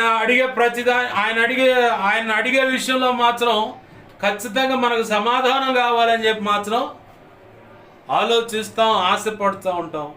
ఆతృతగా ఆయన పాదాలు పట్టుకుని పెనుగులాడుతూ ఉంటాం. ప్రభు అంటున్నాడు, రక్షణ అనుభవంలోకి వచ్చిన నీ పట్ల నాకు గొప్ప ప్రణాళిక ఉంది. ఆ ప్రణాళికకు నువ్వు అనేక రకాల సాకులు చెబుతున్నావు. ఇర్మియా కూడా అంటున్నాడు, ప్రభువా నేను బాలున్నాయా అంటున్నాడు. ప్రభు అంటున్నాడు, నిన్ను జనములకు ప్రవక్తగా నేను ఎంచుకున్నాను, నా సేవకురాలుగా, నా సేవకుడిగా నిన్ను కోరుకున్నాను. నీ పట్ల ఒక ప్రణాళిక నాకు ఉన్నది. నీ ద్వారా గొప్ప పని చేయించుకోవాలని నేను ఆశపడి నీ తల్లి గర్భంలో బీజంగా పడేలాగా నేను చేసి 9 నెలలు కానీ 8 నెలలు కానీ 7 నెలలైనా సరే నిన్ను కాపాడుకొని, డాక్టర్లు చెప్పుండొచ్చు ఈమె బతకదు, ఇతను బ్రతకడు అని చెప్పి పసితనంలో ఉన్నప్పుడే చెప్పుండొచ్చు. కానీ నా కృపను వెల్లడి చేసి, నా కృప ఆవరించేలా చేసి, నా కాపుదలనిచ్చి, నా మహిమ ప్రభావాలను నీ మీద ఉంచి నిన్ను బ్రతికించుకొని, ఇదిగో ఇంతగా ఈ వయసు వరకు కూడా నా కనుసన్నల్లో నిన్ను కాపాడుకుంటూ తీసుకొని వచ్చి, ఎక్కడ అపవిత్రతలు అడుగు వేయకుండా, ఎక్కడ నీ సాక్ష్యాన్ని పోగొట్టుకోకుండా, ఎక్కడ పరిశుద్ధతను పోగొట్టుకోకుండా, నా కృపను బట్టే కదా ఈరోజు ఈ స్థితి, పరిస్థితి. ఆస్తి ఉందన్నా, డబ్బు ఉందన్నా, పరపతి ఉందన్నా, 10 మందిలో గౌరవం దక్కుతుందన్నా, బంగారం ఉందన్నా, స్థిరాస్తులు ఉన్నాయన్నా, కడుపును పుట్టిన బిడ్డలు క్షేమంగా ఉన్నారన్నా, అది కేవలం నా కృపను బట్టే అంటున్నాడు ప్రభు. ఆమెన్, హల్లెలూయా. నీ గొప్పతనాన్ని బట్టి ఏమైనా కాపాడగలిగా వాళ్ళని? మానవ బుద్ధిని బట్టి, మానవ తెలివితేటలను బట్టి, మన ప్రయత్నాన్ని బట్టి ఎవరినైనా కాపాడగలమా? ఎవరినైనా బాగు చేయగలమా? ఎవరికైనా స్వస్థత ఇవ్వగలమా? ఎవరికైనా చీకటి అంధకార శక్తుల నుంచి విడిపించగలమా? ఎవరి జీవితాన్ని అయినా కట్టగలమా? ఏ కుటుంబాన్ని నిలబెట్టగలమా? ఏదైనా చదివింది జ్ఞాపకంగా ఉంచుకోగలమా? యేసయ్య కనికరిస్తేనే ఇవన్నీ ఉంటాయి. యేసయ్య కనికరించకపోతే ఒక్కటి కూడా ఉండదు మనకి. మొత్తం ఇక వరుస పెట్టి ఒకదాని ఎమ్మట ఒకటి చీపురు తీసుకొని కసు ఊడిచినట్టేనమాట మొత్తం పోతా ఉంటాయి. యేసయ్య కనికరించాడు కాబట్టి, యేసయ్య కృప ఉంది కాబట్టి ఈరోజు ఏదైనా నువ్వు కలిగి ఉన్నావు, ఆరోగ్యమైన కలిగి ఉన్నావు, భయంకరమైన అనారోగ్య సమస్య నిన్ను వెంటాడుతూ ఉన్నా సరే, నీ దేహంలో ఉన్నా సరే, నిన్ను బ్రతుకుటకు కృపనిచ్చాడు, బ్రతకమని సెలవిచ్చాడు ఆయన. లేకపోతే అన్ని ఆరోగ్యాలు, ఆరోగ్యం అంతా బాగుండి అవయవాలన్నీ చక్కగా పనిచేస్తున్నా పుట్టుకొని రాలిపోతున్నారు చాలామంది. మరి ఇంత భయంకరమైన వ్యాధి నీ దేహంలో ఉండి కూడా నువ్వు బ్రతుకుతున్నావంటే ఏంటి? ప్రభు నీకు కృపనిచ్చాడు, బ్రతకమని అనుమతించాడు. ఎందరో చచ్చిపోతున్నారు, చూడలేదా మనం బ్యానర్ల మీద? ఈరోజు మన కళ్ళ ముందు కనపడ్డవాడు వెంటనే కనపడుతున్నాడు ఆ బ్యానర్ మీద, శ్రద్ధాంజలి ఘటిస్తున్నా అని చెప్పని. భయంకరమైన వ్యాధి నీ దేహంలో ఉంది, భయంకరమైన వ్యాధులు నీ దేహంలో ఉన్నాయి. గుండె సమస్య ఉంది, మెదడు సమస్య ఉంది, ఊపిరితిత్తుల సమస్య ఉంది, లివర్ సమస్య, కిడ్నీలో సమస్య, జీర్ణ వ్యవస్థలో సమస్య, గర్భాశయంలో సమస్య, ఓవర్ బ్లీడ్ అని చెప్పని, గర్భాశయ ముఖ ద్వార క్యాన్సర్ అని, ఎయిడ్స్ అని, హెచ్ఐవి అని, భయంకరమైన వ్యాధులు ఇవి. పొరపాటును కూడా తగ్గవు. రూపాయి పెట్టుబడి పెట్టిన, అనేక రకాల కంపెనీ మందులు వేసుకొచ్చి వేసిన పొరపాటును కూడా తగ్గవు ఇవి. పొరపాటును కూడా తగ్గవు. కానీ నీకు ఎటువంటి హాని జరగకుండా ఆ రోగాలు నీలో ఉన్నా సరే దేవుడు నిన్ను బ్రతకమని సెలవు ఇచ్చాడు. ఆమేన్, హల్లెలూయా. అందుకే నేడు సజీవురాలుగాను సజీవుడిగా ఉన్నావు. లేకపోతే తెల్లారి చూసేవాడివి కాదు, చూసేదానివి కాదు. అంటే ఈరోజు చూసేదానివి కాదు, ఈరోజు చూసేవాడివి కాదు. కారణం ఏంటంటే ఆయన ఆయుష్ నీకు పెంచుతున్నాడంటే, ఆయన కృపనిస్తున్నాడంటే, శక్తినిస్తున్నాడంటే, బలం ఇస్తున్నాడంటే, తిరగటానికి కృపనిస్తున్నాడంటే, నిలబడటానికి కూడా శక్తినిస్తున్నాడంటే ఆయన దయా సంకల్పంలో నువ్వు ఉన్నావు. ఆమేన్, హల్లెలూయా. ఆ సంకల్పంలో ఉన్నావు. ఏంటి ఆ సంకల్పం అంటే ఆయన పని చేయాలి. నువ్వు ఆయన పని చేయాలి. అయ్యో నా కుటుంబ సాక్ష్యం కరెక్ట్ లేదయ్యా, నా సాక్ష్యం కరెక్ట్ లేదయ్యా, నా వాళ్ళు నానా రకాలుగా దూషిస్తున్నారయ్యా, నా బ్రతుకే సరిగా లేదయ్యా, నా కులాన్ని బట్టి అందరూ తృణీకరిస్తారయ్యా, నేను చేసిన బుద్ధిహీనమైన పొరపాటు ప్రేమ అని చెప్పని అడుగులు వేసిన దాన్ని బట్టి ఇదిగో నలుగురు నానా రకాలుగా నీచంగా మాట్లాడుతున్నారు, నేను నిలబడి వాక్యం చేసి వింటారా అంటే ఖచ్చితంగా వింటారు. అలాగూ నేను చేయగలను, నాకు అసాధ్యమైనది ఏదీ లేదు. నువ్వు నమ్మితే కార్యం చూస్తావు. నిన్ను నువ్వు తొంగి చూసుకుంటా ఉంటే నువ్వు అక్కడే పడి ఉంటావు. నువ్వు అక్కడే పడి ఉంటావు. ఎప్పుడైతే ప్రభు మీద ఆనుకుంటామో, ప్రభు చెప్పిన మాట చొప్పున అడుగులు వేస్తామో, నీకు కుటుంబంలో గౌరవం దక్కకపోవచ్చు. తల్లి దగ్గర కానీ, తండ్రి దగ్గర కానీ, భర్త దగ్గర కానీ, భార్య దగ్గర కానీ, కడుపును పుట్టిన బిడ్డల దగ్గర కానీ, అటు అత్తమామల దగ్గర కానీ, ఇటు కుటుంబ సభ్యులు స్వజనుల దగ్గర కానీ నీకు గౌరవము మర్యాద దక్కకపోవచ్చు.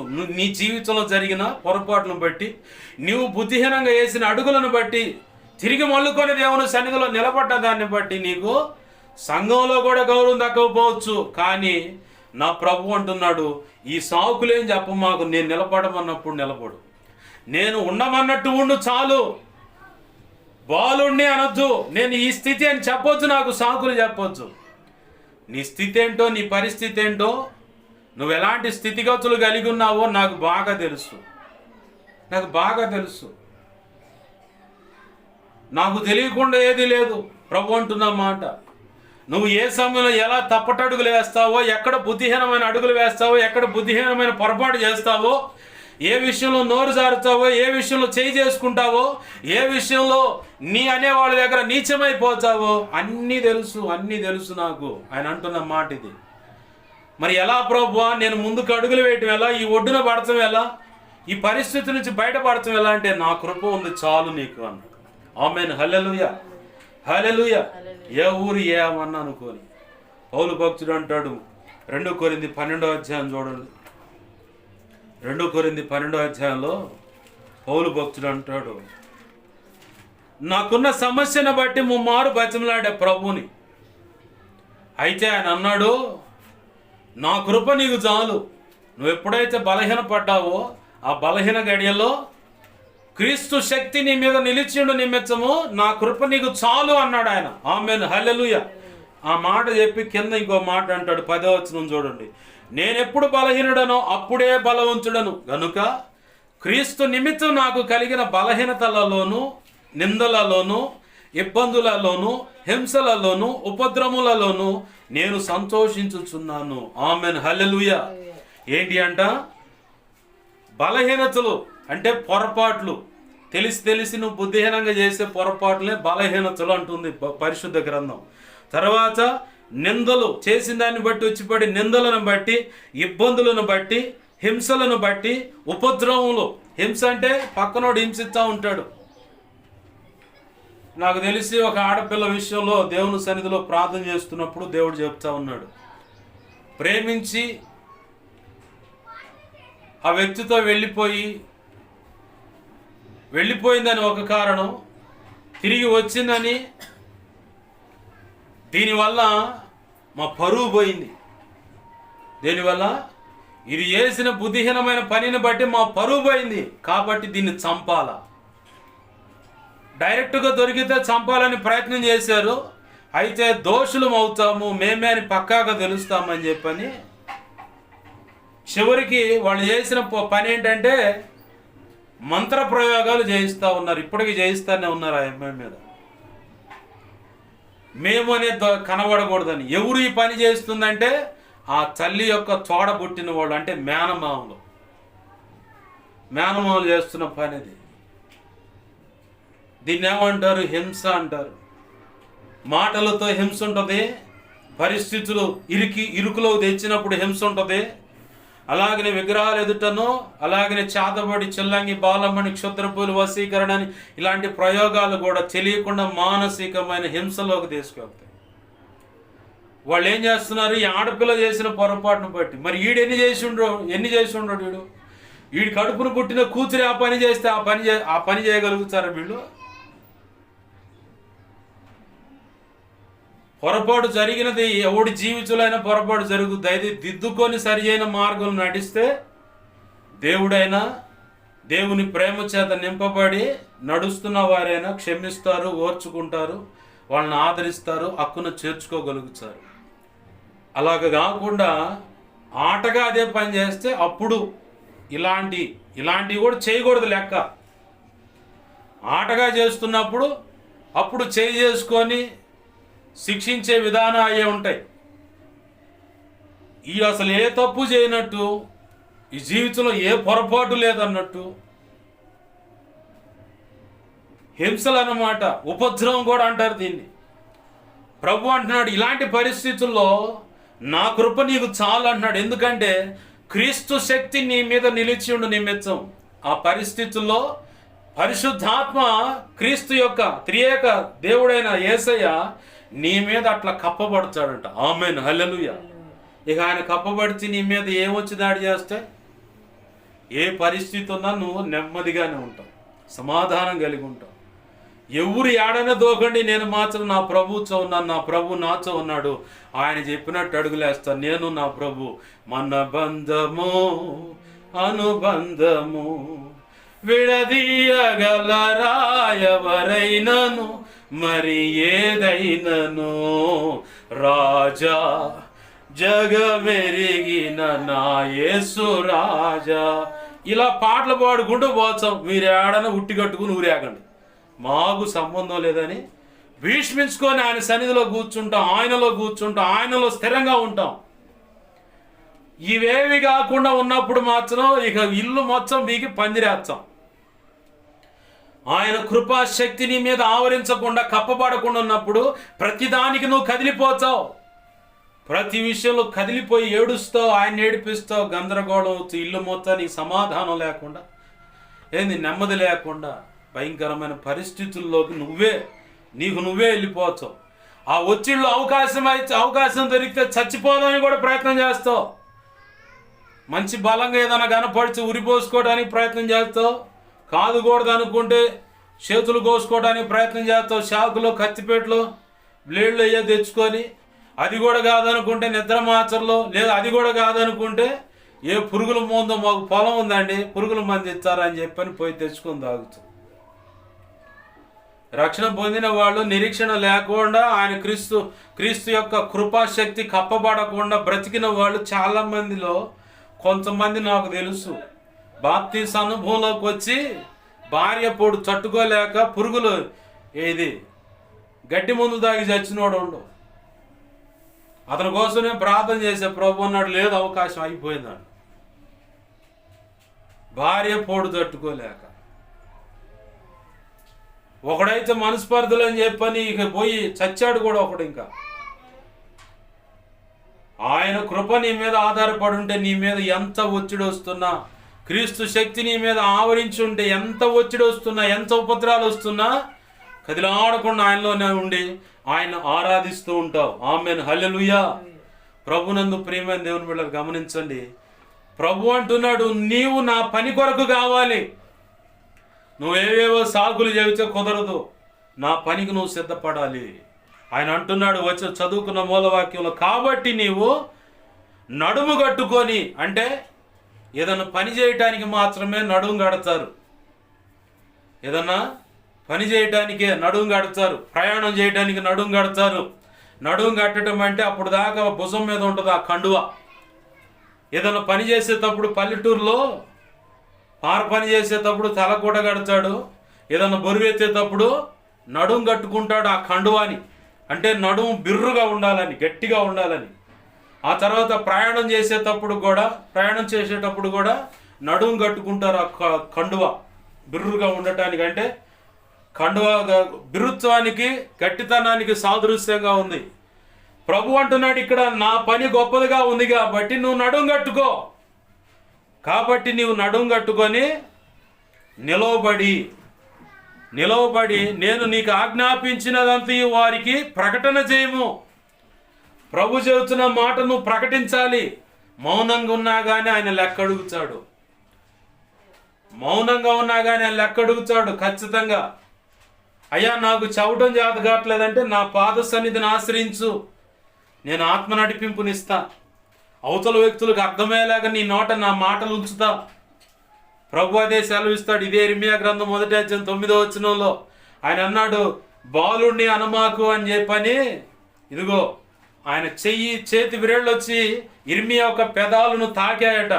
అట్లా పెదాలను అలా తాకి ప్రభు అంటున్నాడు, ఇదిగో నీ పెదవులు నేను తాకాను, నీ నోట నా మాటలు ఉంచాను అన్నాడు. ఆమేన్, హల్లెలూయా. ఆ కింది వచనంలో 10వ వచనంలో ఉంటుంది ఇర్మియా చేయవలసిన పని. ఆ తర్వాత 18వ వచనంలో కూడా ఉంది ఇర్మియా చేయవలసిన పని. రెండు ఉన్నాయి, 2 చోట్ల ఉన్నాయి ఆయన చేయాల్సిన పని. నేను ఎక్కడికి పంపించాలో అక్కడికి వెళ్ళాలను అన్నాడు. ఎవరితో మాట్లాడమంటే అక్కడికి వాళ్ళతో మాట్లాడాలా. సామాన్యులైన, రాజులైన, ప్రధానులైన వాళ్ళు ఎంతటి వారైనా సరే ప్రభు యొక్క మహా ఉచిత కృపను బట్టి ఆ పరిచర్య నాకు ఇచ్చాడు. ప్రభు కృపలో ఈరోజు నీకు కూడా ఇచ్చాడు అది. అందుకే చాలామంది విషయంలో దేవుని కృపను బట్టి అనేక సంగతులు వారి విషయంలో సరి చేసుకోండి. దేవుడు ఇలా ఉన్నాడు, ఇలా చేయాలనుకుంటున్నాడు, మీ ఇష్టం, జాగ్రత్త అని చెబుతా ఉంది. అందుకే ఇంకొకటి బాగా గుర్తుపెట్టుకోవాలా, వారి వ్యక్తిగతాలు కానీ ప్రభు నా ద్వారా వారి విషయంలో చెప్పించబడిన విషయాలు కానీ, అవి స్త్రీల విషయంలో, పురుషుల విషయంలో, సేవకుల విషయంలో, సేవకురాండ్ల విషయంలో, నాకు తెలిసిన వారి విషయంలో ప్రభు చెప్పించాడంటే ఆ చెప్పించిన దాన్ని బట్టి వారు అలాగనే ఉన్నారని చూడటం నాకు దేవుడు అనుమతించలేదు.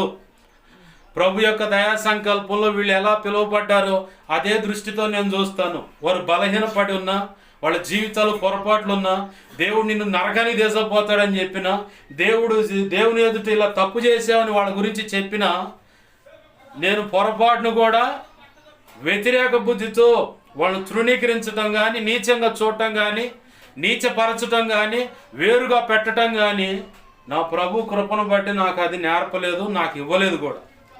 తృణీకరించడానికి నేనెవ్వండి? ఆయన అంగీకరిస్తున్నప్పుడు, ఆయన ప్రేమిస్తున్నప్పుడు నేను ఎడంగా పెడతానికి నాకే అర్హత ఉంది? సిలువ మ్రాను ఎక్కింది ఆయన, ప్రాణం పెట్టింది ఆయన, ముందుగా శ్రమలు అనుభవించింది ఆయన రక్తంలో విమోచించుకున్నాడు, తన సొత్తైన ప్రజలుగా చేర్చుకున్నాడు. మరి ఈరోజు నేను కాదంటాను, నేనేమన్నా ఇవన్నీ చేశానా? యోనాకు పట్టింది ఆ దెయ్యం.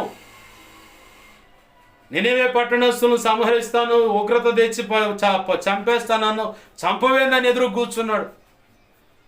సొరసెట్టు మొలిపించి దాని మీద ఒక పచ్చ పురుగు వేసి అది మొత్తం తినేలా చేసి, ఎండబడేలాగా, ఆయాసం పుట్టేలా చేసి అప్పుడు అడుగుతున్నాడు దేవుడు, యోనా నువ్వు విచ్చలేదు, నీరు పోయలేదు, పెంచలేదు, ఒక రాత్రిలో మొలిచి ఆ తర్వాత కనబడకుండా పోయిన సొరసెట్టు విషయంలో నువ్వు ఇంత ఆయాసపడితే 120 పైచిలుకు 120,000 పైచిలుకు ఉన్నారు నా ప్రజలు అక్కడ నినివే పట్టణంలో. వాళ్ళందరి విషయంలో నేను ఇంకెంత తపన పడాలి, ఎంత జాగ్రత్త పడాలి, అర్థం చేసుకో అన్నాడు. ఆ సొరసెట్టుతో యోనా యొక్క బుద్ధిహీనత నుంచి విడిపించాడు. అలాగని నిన్ను కూడా వాడుకొని అనేకులు ఇలా దారి తప్పి తిరిగిన వాళ్ళను సరిచేసి లైన్లో పెట్టుకోవడానికే ఉపయోగపెట్టుకుంటాడు. కానీ యోనాని బట్టి నేను నేర్చుకున్న ఈ పని, నువ్వు శిక్షిస్తానన్నావు కాబట్టి ఎందుకు శిక్షించలేదని ప్రశ్నిస్తే దేవుడు ఏదో కోటింగ్ ఇచ్చి నన్ను సరిచేస్తాడు. అంతదాకా నేను ఎందుకు తెచ్చుకోవాలా? శిక్షించినా రక్షించినా అది ఆయన ఇష్టం. చెప్పమన్నాడు, చెప్పాను. వాళ్ళు ఒకవేళ ఉపవాసం ఉండి పశ్చాత్తాపడి క్షమాపణ కోరుకొని ప్రభు చేత అంగీకరింపబడ్డారనుకో, దేవునికి స్తోత్రం, ఆయనకే లాభం కానీ నాకే లాభం లేదు. నా వంతు నేను ఆయన రాయబారిగా ఆయన చెప్పినటువంటి మాట ప్రకటించడానికి మాత్రమే ఉపయోగపడతాను. అంతవాటికే నా సెక్షన్. ఇక మిగతా వ్యవహారాలు వాళ్ళు అట్టున్నారు ఇట్టున్నారని ప్రచారం చేయటం కానీ, నా మనసులో ఉద్దేశించుకోవటం కానీ, ఈ సెక్షన్ పొరపాటును కూడా నా హృదయంలో ఉండదు. ఆమేన్, హల్లెలూయా. ప్రభు అంటున్నాడు, బాగా గమనించు, నా పని చేయాలి, నువ్వు నా పని చేయాలి. కాబట్టి నేను ఎక్కడికి వెళ్ళమంటే అక్కడ వాళ్ళ దగ్గర పోయి నిలబడి నువ్వు నా మాటలు అందించాలా. వెళ్ళమంటే లేదు, ఇలాగ నిలబడి ప్రకటించమంటే ప్రకటించాలా. వాళ్ళు ఏదో చేస్తారు, వాళ్ళు అంత బలవంతులు, ఇంతమంది వాళ్ళ సంఘంలో ఇంతమంది ఉన్నారు, వాళ్ళ వెనకాల ఇంతమంది బలం ఉంది, ఇంత ధన బలం ఉంది, ఇలా అధికార బలం ఉందని చెప్పని ఇంకేదో క్రూరులని, మూర్ఖులని, భయంకరమైన నీచమైన కార్యాలు చేసే వాళ్ళను చూసి, వాళ్ళ వ్యక్తిత్వాన్ని చూసి, వాళ్ళ చుట్టూ ఉన్నదాన్ని చూసి నువ్వు భయపడమాక. ఎందుకంటే ఇర్మియా కాలంలో ఇజ్రాయేల్ ప్రజలందరూ తిరుగుబాటు చేస్తున్నది ప్రజల వాళ్ళు. ఆ తిరుగుబాటు చేస్తున్న ప్రజల విషయమై కన్నీరు మున్నీరే మొరపెడుతున్న వాడు ఇర్మియా. తన హృదయంలో ఉన్న ఆ తపన, ఆ ఆవేదన, ఆ ప్రజల రక్షణ కోసం కారుస్తున్న కన్నీరు, చేస్తున్న ప్రార్థన ప్రభు చూసి ఆ వ్యక్తినే కోరుకున్నాడు. ఈరోజు నీ హృదయంలో కూడా ఇలాంటి తపనే ఉంది. నీ చుట్టూ ఉన్న ప్రజల విషయంలో, నీ స్వజనుల విషయంలో, నీ కుటుంబీకుల విషయంలో ఇదే తపనుంది. సార్వత్రిక సంఘంలో ఉన్న క్రైస్తవ ప్రపంచం విషయంలో కానీ, సంఘాల్లో ఎదురవుతున్న పరిస్థితులను బట్టి కానీ నీ హృదయంలో కూడా ఇలాంటి సత్య సంబంధమైన తపనుంది. ఆ తపనను దృష్టించిన దేవుడు, ఆ తపన నీలో పెట్టిన దేవుడు ఈరోజు అంటున్నాడు, నువ్వు నిలబడు, నువ్వు నిలబడి నా మాటలు ప్రకటించు. భయపడమాక. వాళ్ళని చూసి వాళ్ళు ఏం చేయలేరు నిన్ను. వాళ్ళని చూసి నిజంగా నువ్వు భయపడ్డావంటే వాళ్ళే నిన్ను తరిమేలా చేస్తా. వాళ్ళే నీకు నెమ్మది లేకుండా, సమాధానం లేకుండా, వాళ్ళే నీకు ఉరిలాగా మారేలా చేస్తాను అన్నాడు ప్రభు. మరి ఏం చేయాలయ్యా నేనంటే, నా కృపను బట్టి బలవంతుడివై, బలవంతురాలువై నువ్వు నిలబడు. అవతులోడు ఎన్ని రంకెలేని, ఎంత నీచమైన మాటలు మాట్లాడి, ఎంత విషపూరితమైన కార్యాలు చేయడానికి నడుము బిగించని నేనున్నా నీకు తోడుగా. ఆమేన్, హల్లెలూయా. ఆ కింది వచనాల్లో 18, 19 వచనాల్లో ఉంటుంది మాట, వాళ్ళు నీతో పోరాడుతారు కానీ, అంటే నీ మీద రంకెలేస్తారు, నిన్నేదో చేయాలని ప్రయత్నం చేస్తూ ఉంటారు, కానీ నీకు ముందుగా నేనుండి వాళ్ళతో పోరాడుతున్నాను కాబట్టి వాళ్ళు నీ మీద జయం పొందలేరు. కాబట్టి వాళ్ళు నీ మీద జయం పొందలేరు. నేనున్నాను కాబట్టి నీకు తోడుగా. నువ్వు ధైర్యంగా నిలబడు చాలు. నా పని కొరకు నిన్ను ప్రత్యేకంగా కోరుకున్నాను. నా పని కొరకు నిన్ను ప్రత్యేకంగా కోరుకోకపోతే ఈ పాటికల్లో మట్టిగా మారిపోయేదానివి, మట్టిగా మారిపోయేవాడివి. కానీ నా ప్రత్యేకమైన ప్రణాళికలో నిన్ను ప్రత్యేకమైన పాత్రగా ఎంచుకున్నాను కాబట్టి నా పని కొరకు నీకు ఆయుష్ను పొడిగించాను, ఆరోగ్యం పొడిగించాను. నేటికి కూడా సజీవుడిగా నిన్ను ఉంచాను. దేవుని యొక్క దయా సంకల్పంలో నిర్ణయమైన పనిని ఆలోచన చేయండి. ప్రభు సెలవిచ్చినట్లుగా ఆయన పని కొరకు నిలబడదాం. ప్రభు ఆశించిన పని జరిగించి, ఆయన ఇచ్చిన శక్తి సామర్థ్యాలు, తలాంతులు, కృపావరాలు, వాక్శక్తి కావచ్చు, ఎక్సెట్రా ఏమైతే ఆయన పని కొరకు మనల్ని సిద్ధపరచుకున్నాడో, ఏ పని చేయించుకోవడానికి ఆయన సిద్ధపరచుకున్నాడో, ఏ పని నీ ద్వారా జరగాలని నిర్ణయించుకున్నాడో, ఆ పని అవచ్చు జరిగించడానికి కావలసిన సామర్థ్యం అనే దాంట్లో ఏమేమి నీకు కావాలో అన్నీ నీకు అనుగ్రహించున్నాడు ఆల్రెడీ. అయితే కాలంలోకి నువ్వు నడుస్తున్నప్పుడు ఆయా సమయాల్లో నీకు ఏది కావాలో అది ఆ ప్రభువే అనుగ్రహిస్తూ ఉంటాడు. నా వ్యక్తిగత జీవితంలో నేను ఎదుర్కొన్న అనుభవాన్ని మీకు చెబుతున్న మాట వాస్తవం ఇది. దేవుని యొక్క పని సమీపిస్తున్నప్పుడు, దేవుని పనిలో కొనసాగుతున్నప్పుడు, దేవుని పనిలో ఇంకా ముందుకడుగులు వేయాల్సిన సమయం వచ్చినప్పుడు ఎప్పటికప్పుడు ఎంతెంత తీవ్రత కలిగిన కృప కావాలో, సామర్థ్యం కావాలో, అభిషేకం కావాలో, ఆ కృపావరాలు ఏ రీతిగా పనిచేయాలో అన్నీ నా ప్రభు 1 by 1 ఎలాంటి ఇస్సాకు గనుక క్రమముగా ఆశీర్వదింపబడి గొప్పవాడైనట్లుగా, మిక్కిలి గొప్పవాడైనట్లుగా నా ప్రభు తన కృపను నాకు అనుగ్రహించాడు. నేను అనుభవించి చెబుతున్న ఈ మాట నీకు కూడా ఆల్రెడీ ఆ తలాంతులు ఉంచాడు. ఆధ్యాత్మిక పరిపక్వతలోకి వస్తున్న దాన్ని బట్టి, ప్రభు పనిలో నువ్వు వాడబడుతున్న దాన్ని బట్టి ఆయా సమయాలకు ఏం అవసరమో అవన్నీ ఖచ్చితంగా నీలో ఉన్న వాటిని బయటికి తెచ్చి నీకు ఇచ్చి వాటిని రెట్టింపు అభిషేకంగా వాటిని మార్చి వాటిని ఆధారం చేసి ఆయన కృపతోడు చేసి ఆయన నీతో ఉండి ఆయన పని నీ ద్వారా జరిగించుకుంటాడు. మాటలు వింటున్న ప్రేమన దేవుని బిడ్డలారా, ప్రభు యొక్క ఆవేదనను ఆయన మనసులో ఉన్న సంగతుల మీదట ఏకరువు పెట్టాడు. వాటిని గ్రహించి ఆయన మాటకు లోబడి ఆయన మాటకు సరెండర్ అవుతారు. లేదులేయ్యా ఇంతటితో మేము సర్దుకుంటామంటే నువ్వు నిత్యత్వంలో ఒకవేళ వెళ్ళినా అందరి ఎదుట సిగ్గుతో బ్రతకటమే తప్ప రెండోది ఉండదు.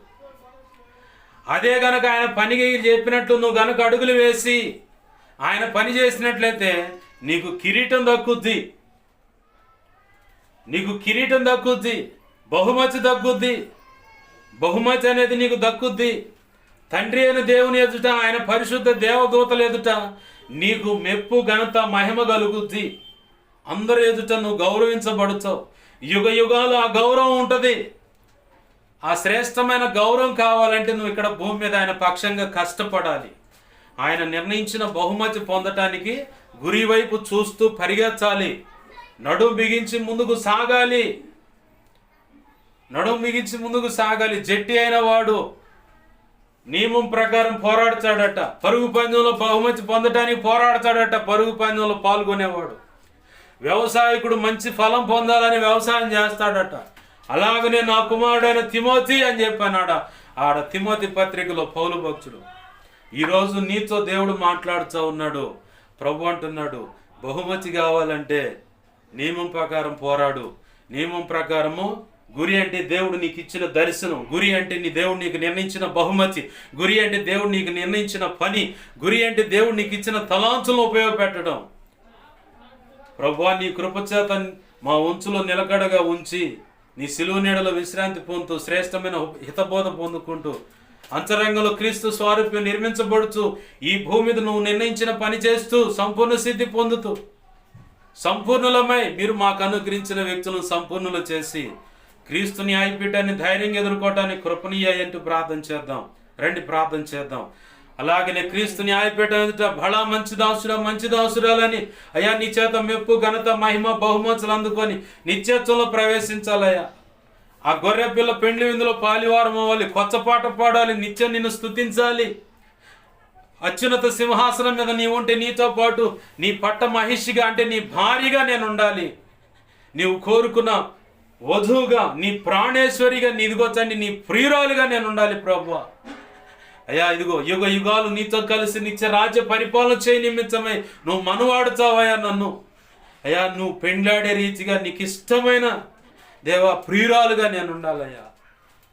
పరమగీతంలో పరమ సొలొమోను పలుకుతూ ఉంటాడు మాటలు, నా ప్రియురాల నా ప్రాణేశ్వరి సుందరివతి, ఇదిగో నీలో కల్మషమేమి లేదమ్మా, నువ్వు నిష్కలంకురాలువు, నువ్వు పరిశుద్ధురాలు అన్నాడు. ఒక్క చూపుతో నా హృదయాన్ని దోచుకున్నావమ్మా.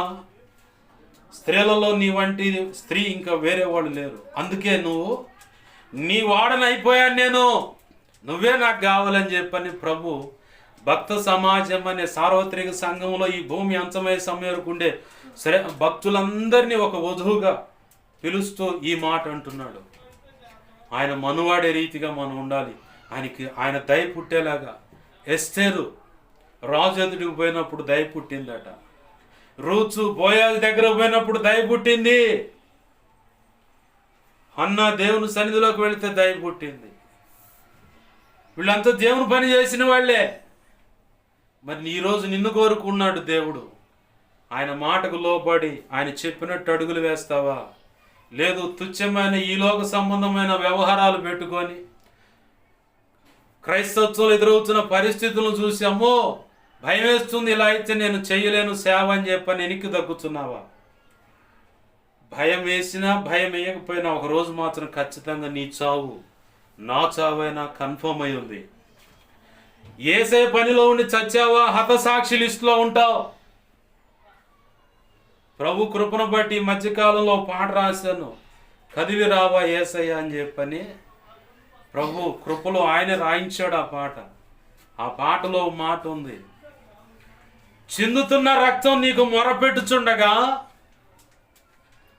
మరుగుచున్న రక్తం కలిగి నీ సేవకులుండగా హతసాక్షుల కవిలలో హతసాక్షుల కవిలలో చేరి ఎందరో క్షతగాత్రులుగా మారిరెందరో. క్షతగాత్రులు అంటే గాయాలై ఓ చోట కుప్పగా పడేసిన వాళ్ళని అర్థం. అనేకుల చేతిలో గాయపరచబడి క్షతగాత్రులుగా మారిపోయారయ్యా అందరూ.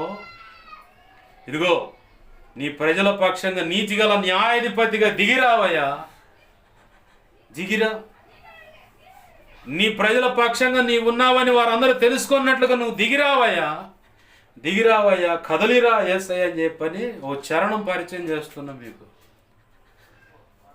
చిందుతున్న రక్తం నీకు మొరపెడుతుందంటే ప్రకటన గ్రంథంలో ఉన్నది, హతసాక్షులు అక్కడుండి అయ్యా మొరపెడుతూ ఉంటారు. భూమి మీద హేబేలు రక్తం మొరపెట్టింది, నాబోతు అని యొక్క రక్తం మొరపెట్టింది కాబట్టి దేవుడు విన్నాడు, ప్రవక్తని ఏలీని పంపించాడు.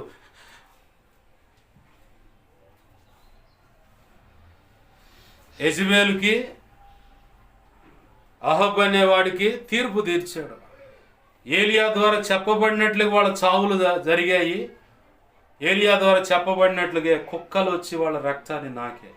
నాబోతు అనే వాడిని చంపినప్పుడు కుక్కలు తన రక్తం నాకాయి. అట్లనే మీకు జరుగుద్దిరా అబ్బాయి అన్నాడు. అట్లనే జరిగింది వాళ్ళిద్దరికి. దేవుని పాదాలు పట్టుకుందాం. హతసాక్షుల లిస్టులో చేరటం అంటే ఇంకా శ్రేష్టమైన పదవి. పౌలన్న, పేతురన్న, యాకోబన్న వీళ్ళంతా ఉంటారు అక్కడ, హతసాక్షులైన వాళ్ళు. అపోస్తులతో పాటు నువ్వు కూడా ఒకడిగా నిలబడి దేవుని మహింపరుస్తావు.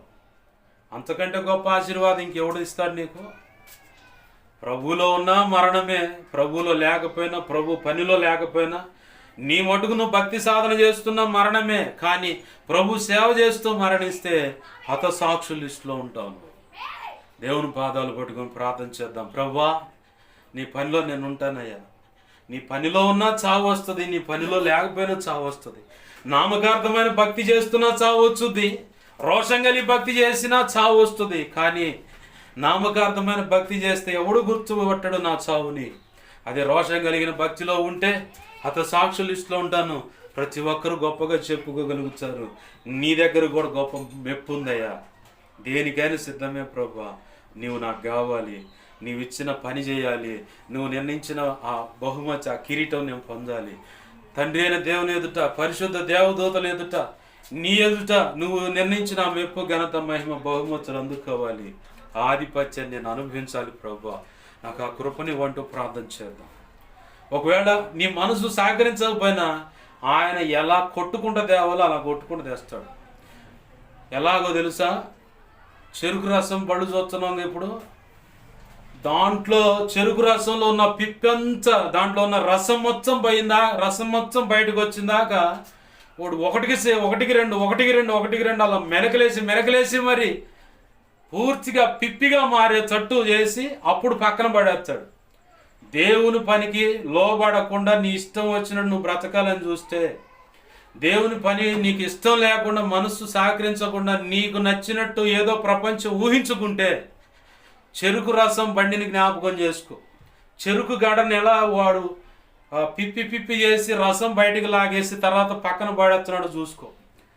ఆ పరిస్థితిలోకి ఆయన తీసుకెళ్ళైనా ప్రభు మళ్ళీ జీవం పోసి నిన్ను నిలబెట్టి సేవ చేయించుకుంటాడు. అంత భయంకరమైన పరిస్థితిలోకి వెళ్తావో అందాకెందుకులే ప్రభు, నీ మాట ఇప్పుడే తీసుకొని లోబడుతున్నాను అంటావు, నీ ఇష్టం. ప్రార్థన. ప్రేమగల మా కన్న తండ్రి అనేసయా, నీకు వందనాలు, కృతజ్ఞతాస్తుతులు. మీరు సెలవిచ్చిన ప్రతి మాటను బట్టి నీ కృతజ్ఞతాస్తుతులు ప్రభువా. విన్న ప్రతి ఒక్కరి హృదయాల్లో నీ మాటలు అంటుకట్టి నీరు కట్టి ఫలింపచేయండి దేవా. ఈరోజు నీవు నాతో మాతో అందరితో సూటిగా తేటగా స్పష్టంగా మాట్లాడుతున్నావు. మాట వినకపోతే చెరుకు రసం బండిని జ్ఞాపకం చేసుకోమంటున్నావు. ఆ పరిస్థితి దాకా నేను రాలేనయ్యా. ఇదిగో ఇప్పుడే నీకు లోబడుతున్నాను. ఏ విషయంలో నా జీవితంలో నేను చేస్తున్న భక్తి సాధన సేవను బట్టి నీ కృప ద్వారా జరుగుతున్న ఈ పనులన్నిటిని బట్టి ఎక్కడైనా నువ్వు అనుకున్నంత రీతిగా భక్తి సాధన సేవ చేయట్లేదేమో క్షమించు ప్రభువా. ఇదిగో నీ పనికి ఇదిగో కొందరిని పిలుస్తూ ఉన్నావు. సరెండర్ అయిన వారిని ఆశీర్వదించు. సరెండర్ కాకపోతే చెరుకు రసం దగ్గర, ఆ బండి దగ్గర, ఆ మిషన్లో చెరుకు గడకి ఏ పరిస్థితితో ఆ పరిస్థితిలో తీసుకువెళ్ళైనా సరి చేసి పట్టుకొచ్చుకుంటానన్నా.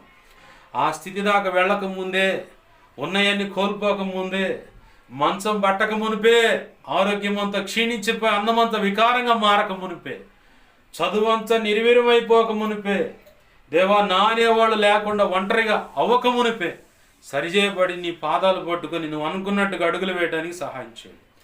నీ చిత్తం నెరవేర్చి నీ నామాన్ని ఘనపరుచుకోమని, నీ చిత్త ప్రకారం నీ బిడ్డలో సిద్ధపరిచి నీ కృపలో వాడుకొని నువ్వు నిర్ణయించిన మెప్పు, ఘనత, మహిమ, బహుమతులు ఇచ్చి నిత్యత్వంలో ప్రవేశింపచేసి వధువులో నువ్వు నిర్ణయించిన ఉన్నత స్థానం ఇచ్చి యుగ యుగాలు నీతో కలిసి నిత్య రాజ్య పరిపాలన చేసి నేను మహింపరుచుకునే భాగ్యం నీ కృప ద్వారా బిడ్డలకు అనుగ్రహించమని నీ వాక్యాన్ని హెచ్చించుకుంటున్నావు, నీ నామాన్ని ఘనపరుచుకుంటున్నావు.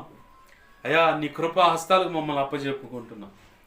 కళలో నిద్రలో దర్శనం నాకు మాకు మా మీద ఇంకెవరికైనా కళలో నిద్రలో దర్శన స్వప్నాలు చూపించబడ్డ సమస్త చీకటి శోధనుడు ప్రభు నీ పాసాలను పెడు యేసు నామములో నీ మహాపునరుద్ధాన శక్తి ద్వారా నీవు నాకు ఇచ్చిన అధికారం చొప్పునాడు బంధిస్తున్నాను, లయపరుస్తున్నాను.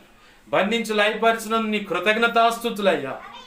అయ్యా నాకు మాకు మా మీద ఇంకెవరికైనా కళలో నిద్రలో దర్శన స్వప్నాలు చూపించబడ్డ సమస్త మంచి కళ్ళ మంచి దర్శనం మంచి స్వప్న నిద్రలో చూసి సమస్త మంచి యేసునామములో నీ మహాపునరుద్ధాన శక్తి ద్వారా త్వరపెట్టవు జరుగునుగాక, నెరవేర్చబడునుగాక. త్వరపెట్టవు జరిగేలా చేసి నెరవేర్చినందుకు కృతజ్ఞతాస్తుతులు ప్రభువా. అయ్యా మా నిమిత్తం ప్రార్థించమని ఆయా రీతులుగా అడుగుతున్న బిడ్డలు ఉన్నారు. నీ సన్నిధిలో ఇంట్లో అయినా మోకాళ్ళు వేసి అడుగుతున్నారు. మా సంగతి దైవజనుడికి తెలియపరచని, దైవజనుడి ద్వారా మాకు ఆ సంగతి తెలియపరచని అడుగుతున్నారు. ప్రతి ఒక్కరు అవసర తక్రత నీ కృపచేత యేసునామములో తీర్చబడునుగాక. వారి సంగతులు నువ్వు తెలియపరిచి వారి సంగతులు తెలియపరిచి నువ్వు మాత్రం మహిమ పొందుదుగాక.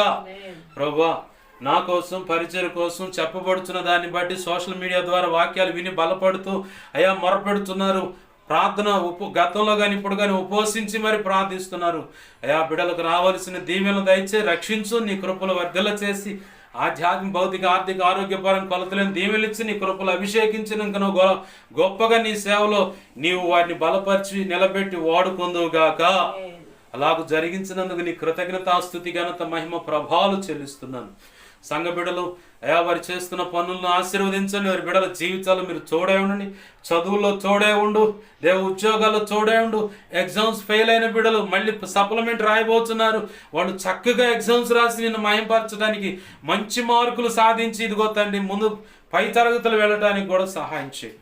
అక్కడ ఎగ్జామ్స్ హాల్లో దేవా నీవే కృపానుగ్రహించు, నీ చిత్తం నెరవేర్చు, నువ్వు మాత్రమే మహిమ పొందమని దేవా రేపటి దినం నుంచి జరగబోతున్న ఎగ్జామ్స్ విషయంలో కృపానుగ్రహించండి అయ్యా. నీ బిడ్డలు ఏ సబ్జెక్టులు ఫెయిల్ అయ్యారో ఆ సబ్జెక్టులో చక్కగా ఎగ్జామ్స్ రాసి మంచి మార్కులు సంపాదించి పాస్ అవటానికి కృపను దయచేయి.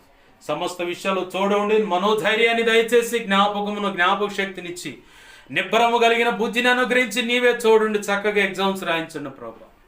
సమస్తంలో తోడు నడిపించును మాత్రం మహిమ పొందమని మా ప్రియుడును మా రక్షకుడైన యేసయ్య ఉన్నతనంత శక్తిగల నామములో అడిగి వేడుకొని ప్రార్థించి 2 తిమోతి 1:12 ప్రకారం బిడ్డలందరూ సమస్తాన్ని ప్రార్థనలు ఏకీపిస్తున్న వారి చిరాస్తులను పసిబిడము పెద్దలను సమస్తాన్ని చేతులకు కలిగినంతని చేతులకు అప్పచెప్పి దీవించి ఆశీర్వదించి యేసు నామములో ప్రార్థించి బిడ్డలను ఆశీర్వదించి సమస్తం పొందుకొని నీ గొప్ప చేసుకుంటూ నీ చేతులకు అందరిని అప్పచెబుతున్నాం మా తండ్రి.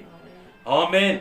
ఇప్పుడు మన తండ్రి అయిన దేవుని ప్రేమయు ఆయన ప్రియకుమారుడైన యేసుక్రీస్తు వారి కృపయు పరిశుద్ధాత్మ దేవుని అన్యోన్య సహాయ సహవాసము సమకూడిన ప్రార్థనలు ఏకీపిస్తున్నాయి, ముందు ఏకీపించబోతున్నా. అలాగనే సార్వత్రిక సంఘంలో ఉన్న సకల పరిశుద్ధులకు ఈ పరిచర్యకు పరిచర్య ద్వారా జరుగుతున్న సంఘాలకు సంఘ బిడలకు కలిగిన సమస్తానికి నిత్యత్వము చేరు పర్యంతరం సదాకాలము తోడై ఉండి ప్రభు కృప ద్వారా సమస్తమును జరిగించి ఆయన మాత్రమే మహిమ పొందునుగాక. ఆమేన్. యేసు రక్తమునకేచే ప్రవేశు రక్తమునకేచే ప్రవేశునామును సంపూర్ణమైన విజయం కలుగును గాక. ఆమేన్. అపవాది వాడి దూతలు చీకటి అంధకార శక్తుల క్రియలు అవి ఎంత ప్రమాదకర మంత్ర ప్రయోగాలని వాటన్నిటికీ అనంతనాశనం సర్వనాశనం నిత్యనాశనం కలుగును గాక. ఆమేన్. యేసు రక్తమునకే జయము జయము జయము. యుద్ధము యెహోవాదే. హల్లెలూయా హల్లెలూయా హల్లెలూయా. అందరికీ వందనాలు. ప్రభు యొక్క మహా ఉచిత కృప మనందరికీ తోడే ఉండును గాక. ఆమేన్. అనుదిన ప్రార్థనలో జ్ఞాపకం చేసుకోండి. పాటల పరిచయ విషయంలో పాట రికార్డింగ్లో ఉంది. దాని విషయంలో ప్రభు ఆర్థికంగా సహాయం చేయనట్లుగా, చక్కగా ప్రభు అనుకున్నట్లు ఆ పాట క్రైస్తవ ప్రపంచానికి పరిచయం చేయనట్లుగా, అలాగే అనుదిన సంఘ క్రమాల విషయంలో కూడా ప్రార్థన చేసుకోండి. ప్రభు కృప మీ అందరికీ చూడే ఉండను కాక. ఆమేన్. ఆమేన్.